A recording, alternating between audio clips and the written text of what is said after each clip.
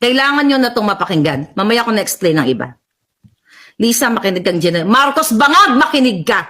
Makinig kayo, lahat, senador, kongresista, lahat ng tao sa gobyerno, lahat ng tao sa Pilipinas, lahat ng Pilipino sa buong mundo. Makinig kayo kung ano ang ginawa ni Lisa Marcos, ni Chua na panggigipit sa mga minor de edad.